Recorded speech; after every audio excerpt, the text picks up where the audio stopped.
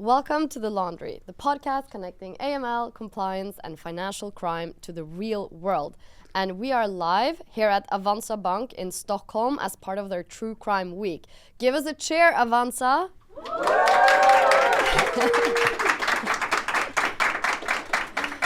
Some things just belong together. Bonnie and Clyde, Lennon and McCartney, Sweden and meatballs. But compliance and innovation have never traditionally been perceived as the best of friends. In fact, they are quite often seen as the opposite. But in this modern competitive market for financial services, that has to change. So, I'm your host Marit, CEO of Strise, and in this episode we are asking, how do you match innovation with compliance? We'll be discussing the challenges in getting the balance right, whether a compliance team should ever say no, and what the future looks like from regulation to new ideas. And to dive into this topic, I'm joined on stage by Karoline Tyan, specially appointed executive in AML, CFT, and Martin Sturesson Christiansen, product manager at Avanza Bank. And welcome to The Laundry, both of you. Thank you very much. Thank you. All right, for our listeners, they need to hear about you, your role, before we dive into the conversation. Why don't you start?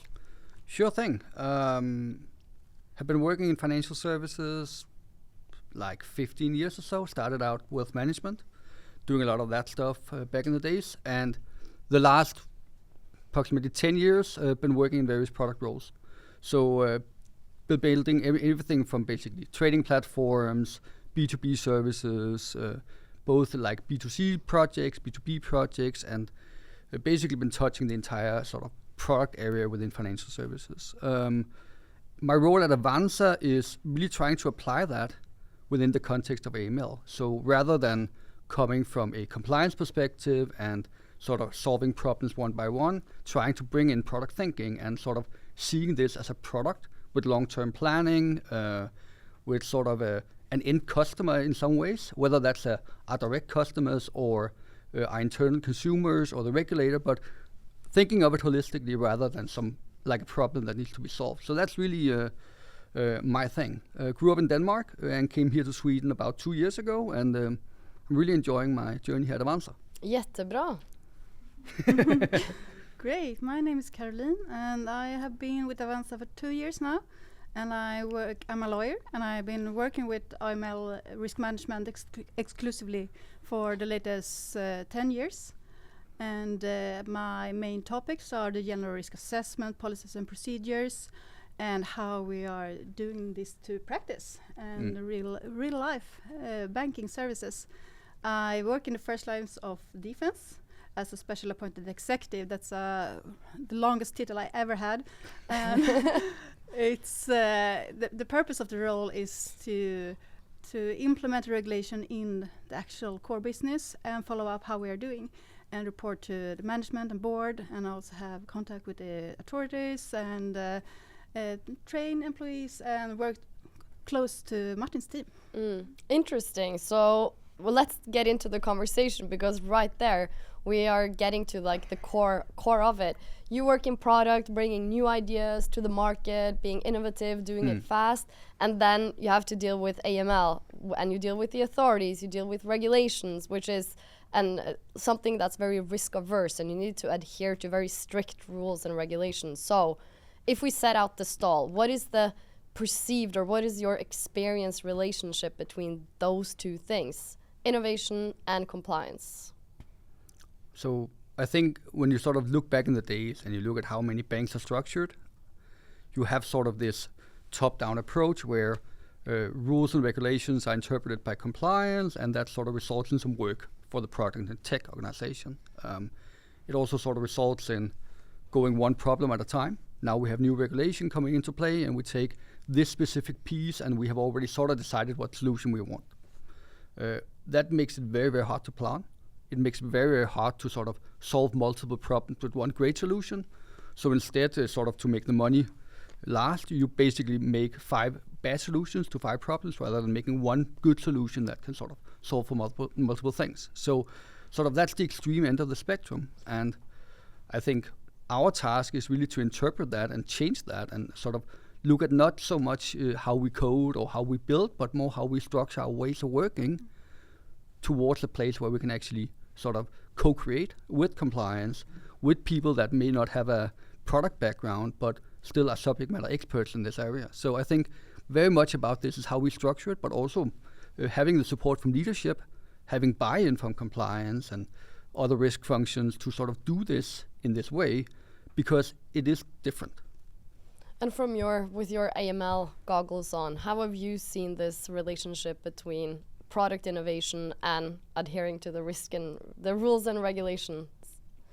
As I see it, rules and regulation, it's a part of banking, but also as a traditional way, compliance is a showstopper, and it's supposed to be. But it also, I think, it has been developing to something more and something important that we need to stay ahead with every day. And innovation has traditionally been like creativity, the speed, like the fun part of it, and it can be something that is not on the same page. And maybe it's supposed to be. Right now we have a very heavy MPAP process, and we had a colleague here saying that MPAP is like putting käppar i hjulet, som man säger på svenska. Like it's a showstopper. You put a stick in the wheel on the bicycle, but it's also super important in our daily business too, because we are responsible for our customers' money, and that things is going the right way, and that we're managing risks and doing this the proper, correct way. When have you been the most frustrated? When you see, like from the AML perspective, you see a problem, you see, okay, we could really solve this in a much better way, we could catch more criminals or do things more efficiently, and then you think, oh, if we just did this thing, we developed this thing or bought this product, it would just solve it, and then someone says, oh, no, that's not possible. Maybe the other way around, that we do stuff we do stuff with the developing processes, technical development. It takes a lot of time, but it doesn't create any value. But it closes the compliance audit. And compliance is super happy, internal audit super happy, but no one will never use it. And it took a lot of time and effort, and it's not prioritized from my point of view, because it doesn't like handle the risk or prevent us from money laundering. But we closed the audit, and it's connected to the regulations as well. Sometimes the regulations is what it is, and it's not adapted for our business or our risks, but we need to do it. So we have a control there, or maybe I mean, checkbox compliance it's definitely something that's being talked about in the industry. But if you before we move on, if you were to kind of then the relationship between AML and innovation here at Avanza, if it was like a movie or a song, what would it be? Is it like a sad love song about something that never happened? Is it upbeat pop? Is it more raging death metal? Like what is it? I think it has a pretty long intro that is a little bit sinister to some extent, and I think it's like that everywhere, right? That I mean, there's a reason that I'm here. There's a reason that we work with stuff like everybody else in the industry, and there are things we have done in the past that we can learn from. And I think our journey is really going away from checkbox compliance. But there is a lot of resistance to that as well. I mean, not necessarily from individuals, but more like from an organizational and cultural point of view. If you have been used to handling compliance in a way where it's all about closing remarks or handling the latest regulation, and now we've done point A to C, and you sort of go towards something where you try to plan for the future, be strategic, solve it in the proper way, like Karoline just mentioned, there will be resistance to that. But I do think that we have moved a long way there. I mean, having more like rather than it coming from the top or coming from compliance, that it's sort of a joint project. And I think I love solving tough problems. That's like what I always enjoyed, that creative process of like having a problem that's really, really hard to crack, and various inputs, various stakeholders, technical complexities. I mean, and this specific problem of solving AML, it has it all. Yeah. It's really, really complex, which I enjoy. But it's also, we're not there yet. So, but I do think it will be like it will end on an upbeat note. And what song would you choose, or movie?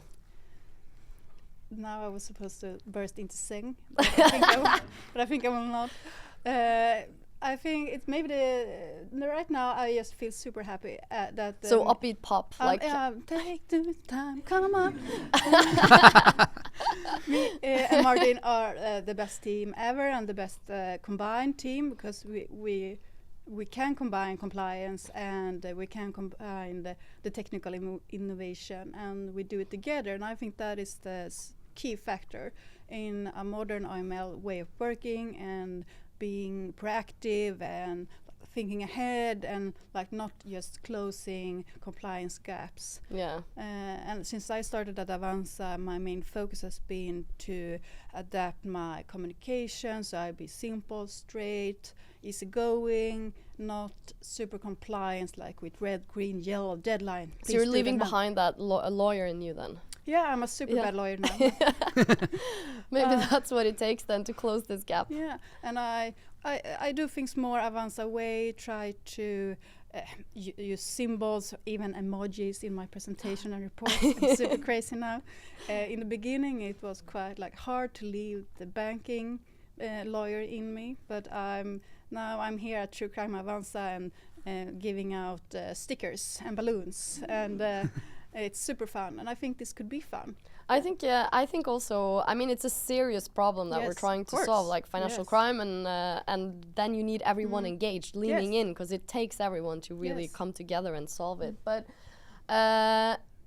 honest question. So you guys are here to kind of serve the organization and of course adhere to rules and regulation, and there is a huge probably team working with this, a lot of people in the first line. If I were then to go around after this pod and ask the first line of defense if their job had drastically changed the last 1 to 2 years due to some innovation, what would they tell me? Most definitely, I don't think it has changed at all. I think we have made a lot of good plans.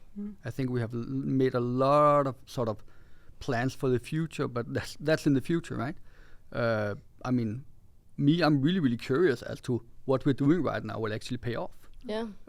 I do believe in it. I've seen it time and time again in a lot of other verticals, but compliance is a little bit different. AML is different, but I don't think it's that not so different that you can't actually sort of use some of the same levers to actually affect change. But I think right now it's very much about keeping a sort of upbeat tempo, listening to people, making sure that we show that they are being heard, even though we might not have built the new system or done the new process or so on. The fact that actually when you talk to people, we are curious, we're interested, we sit with them, we try to understand what they're working with, the pains they go through, but also like celebrate the victories. That's sort of the first step. I mean, understanding this problem.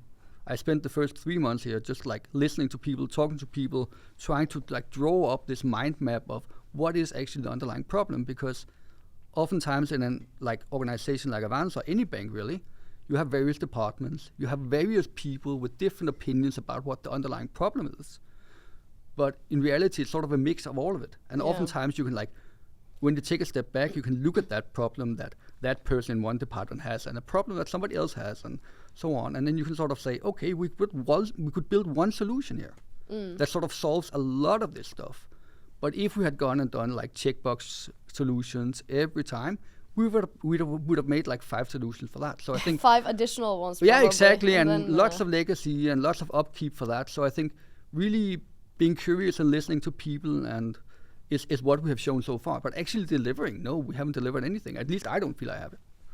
What is the first line saying to you? Do they feel their work has changed a lot in the last few years due to innovation? And I mean, I'm asking this with the kind of backdrop of, you know, the promise of AI. AI is here to kind of make efficiency gains and solve everything. And a year ago I started as the manager of our customer due diligence team, and I promised them so much. I said that we're going to fix this, you're going to have a super duper system and everything is going to be automated and we're going to have data collected automatic. And they were like, yeah, we heard this before. And that's intense pressure, because I also wanted so much to do that for them. But I think that that's always been the goal.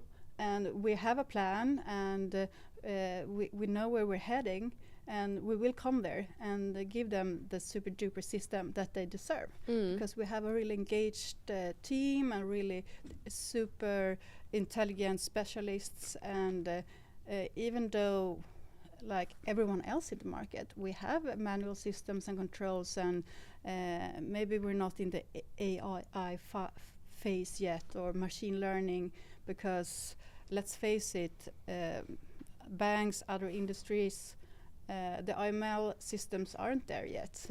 We have a couple of years left, because we need a data set, we need like set on the core. Maybe Martin should tell about it. And also, I mean, also you don't want AI now to just kind of like hallucinating and inventing sanctioned individuals and PEPs all over the place. It just kind of adds to the burden and doesn't necessarily alleviate the manual work. Anyhow, I think it's super important that I can say that this is the goal, this is where we're heading, because in the end of the day, the tone of the top is so important. And my boss is telling me, "Oh, we're going from AI, and that's the goal here." And then I can tell my team that this is where we're heading, and so we have high goals, and we will get there.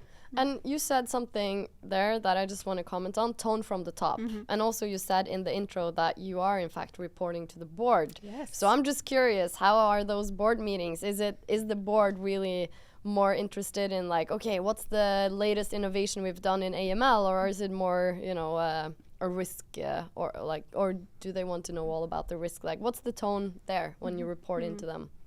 Super engaged, and really want that our IML and complianceness to be as good as it can be, and they ask very good questions, and what do we have to do, what is the next step, what do you need.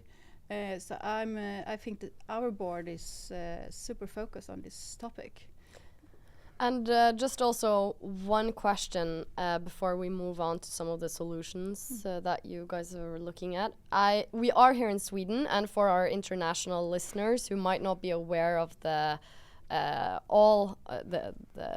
organized crime gangs in Sweden and the criminality here, how do you guys think about innovation in that context? I mean, criminals, they have the benefit of not adhering to rules and regulations, so they can innovate quite fast on their business models and ways of working. How are you able, or do you talk about that in the context of innovation in your new tools and ways of working? Yeah. I think there are like 2 points about that, right? One, I mean, it's a lot easier to actually talk to people in Sweden. I used to live in Denmark, where you can say there's also problems with gangs and other stuff there, but it's not as significant as it is in Sweden.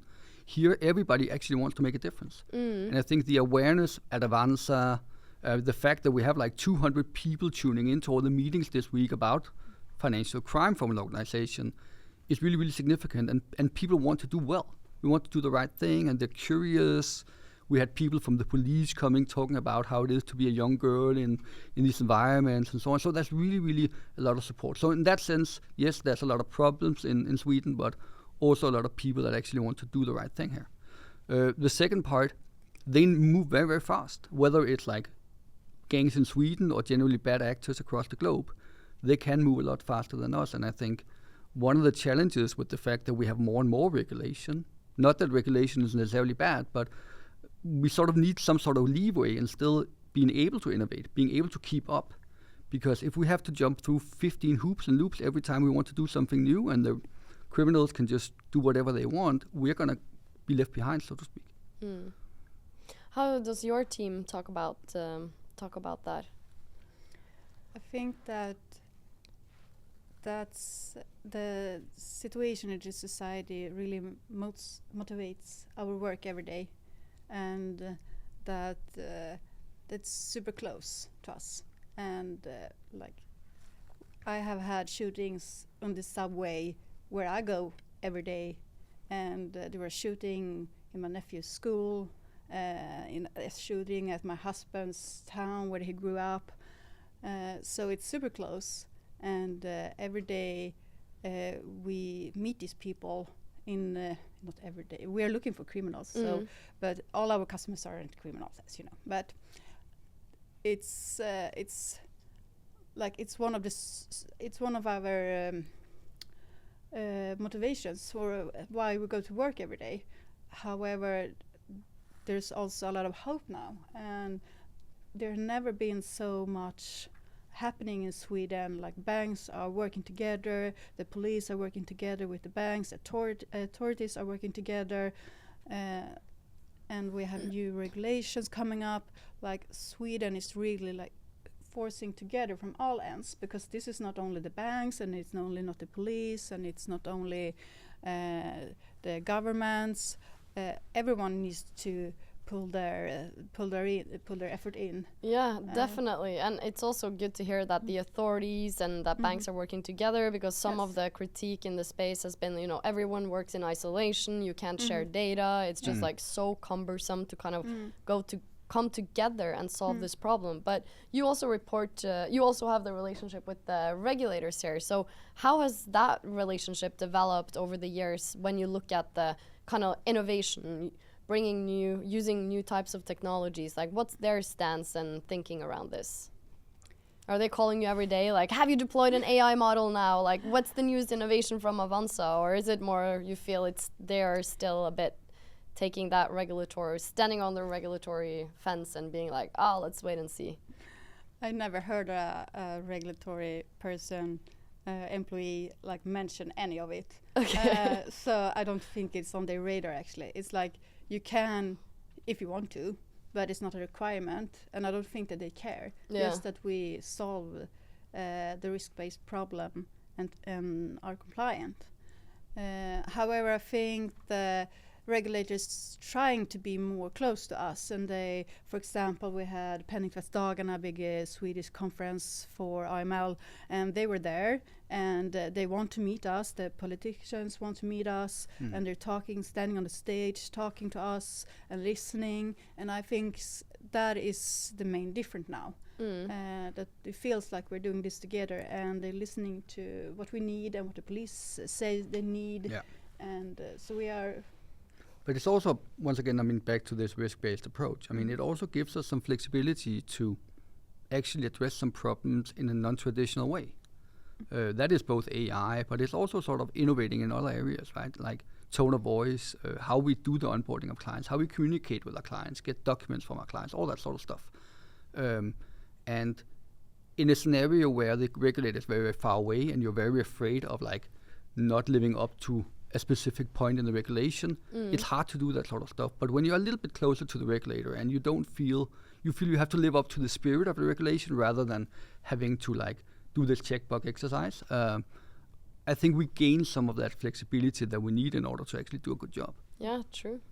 But it sounds like there's a lot of good things going on in Sweden and also in Avanza Bank. So you said it yourself, you made a lot of good plans and you're excited for the future. But so far, what is like the proudest moment that you've had in terms of what you've achieved together? Do you have something like a specific moment you want to share? Yeah, to be honest, we've done a lot in terms of like planning out how to solve this. Whether to use external vendors, what parts to build ourselves, all this stuff. And I think listening from people that have been here for a while, like how would that have gone 5 years ago? It would have been very, very hard. And I think a lot of stuff has happened there in terms of being able to actually rely on external vendors, being able to like solve bigger problems rather than like piecemeally like solve individual things. So standing in front of the leadership and actually getting their buy-in to doing all this stuff, for me is like, that was pretty big, because I never really knew up front whether that would be the reality. But yeah, being able to get the buy-in from leadership to actually take some of these steps has been very, very big for me, at least. How about you? What's a proud moment that you can recall from the past year? My proudest moment is when Martin started. Like, to have a dedicated person wanting the same thing as I want, and putting our goals together and really making compliance a product, and having a dedicated financial crime prevention team that's aiming for the same goals. I think that's really the key and success factor. I think also, I mean, now, I mean, you can't, there's talks of AI everywhere, and it holds so much promise that, as you have said, like in the banking and AML specifically, it might take a little while for all of that value to show itself. But in the meantime, I really think the one thing that AI can't solve is the culture aspect. You still need people to go around talking to people and instill ideas in them and make it a space where you actually are allowed to try out new ways and going away from checkbox compliance and into the, okay, let's solve this in a different approach. So I think it sounds, it sounds like you guys have done a lot of work in that regard here. I'm also super proud of this True Crime Avanza Inspirational Week that we're having right now, and we had last year, and this is a tradition that we'll carry on because it's such a success for creating just engagement and getting everyone on board, because like compliance and AML, that's not a one-man show. That's something definitely that not. we need to do together, and like everyone working in a bank need to know the main regulation and the main requirements and the main problems that we are exposed to. So the main purpose of this is to reach out, to get everyone involved on board, and create a really good risk culture. And that's what we're doing here. I think it was pretty interesting when I started here. I didn't know anything about True Crime Avanza back then, but like I came in and joined and started talking to people in the canteen or at the coffee machine about what I'm doing and so on. I was like, yeah, and I'm working with AML and financial crime. And they were like, oh, that's so cool. That's really, really interesting.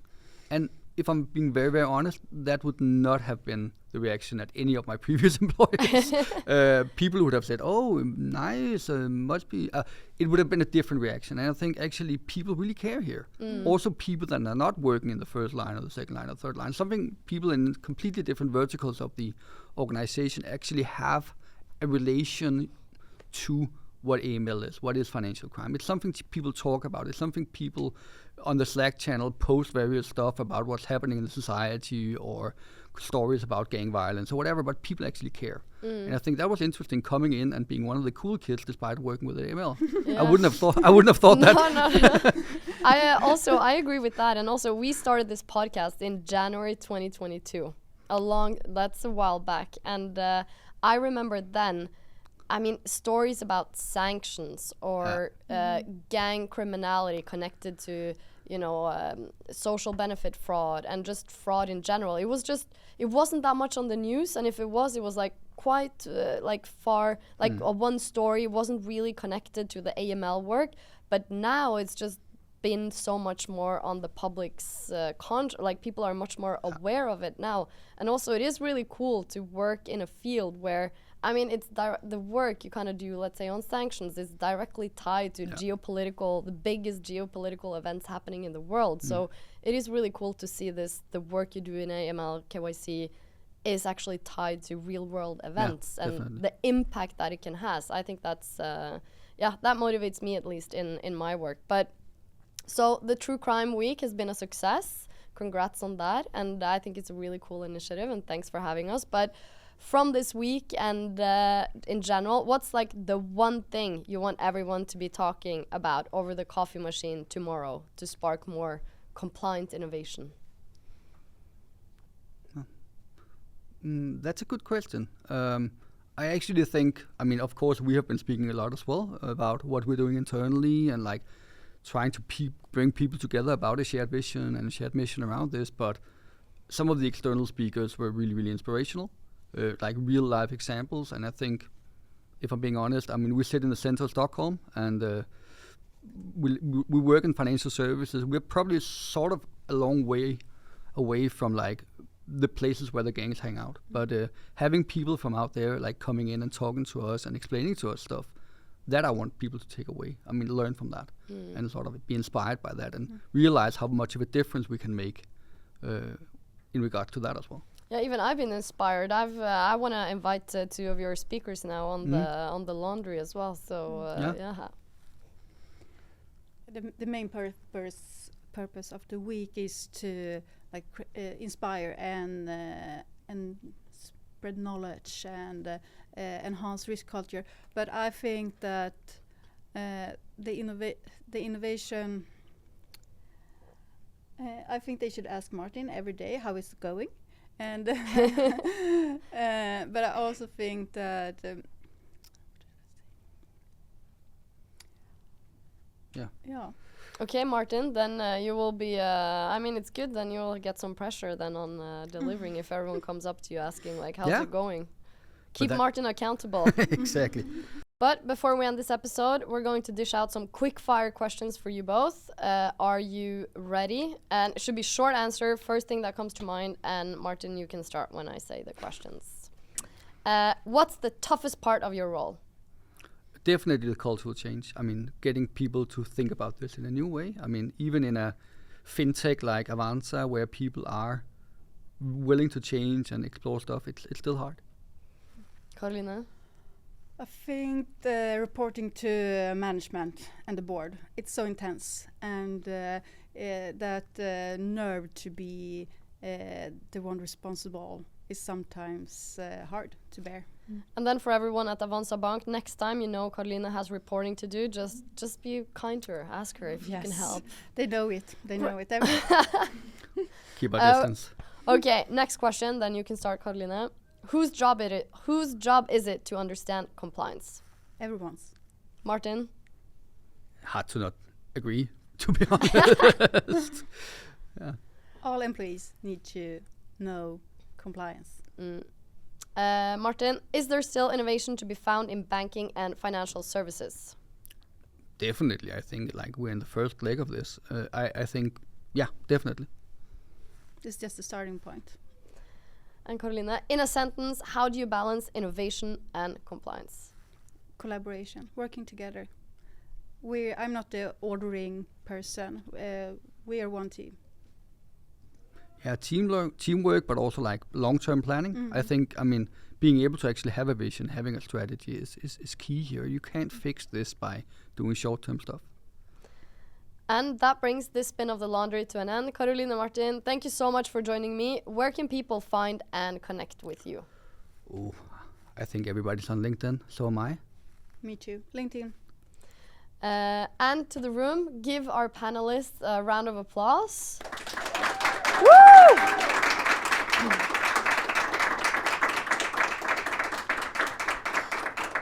And thanks to everyone who is listening. If you've enjoyed this episode, go check out the back catalog of 7 seasons and more than 100 episodes and follow The Laundry on your podcast platform of choice. Your host for this episode was me, producer was Matt, our editor was Dominic, our engineer was Nicholas, and The Laundry is proudly produced by Strise. Visit strise.ai for more information. See you next time.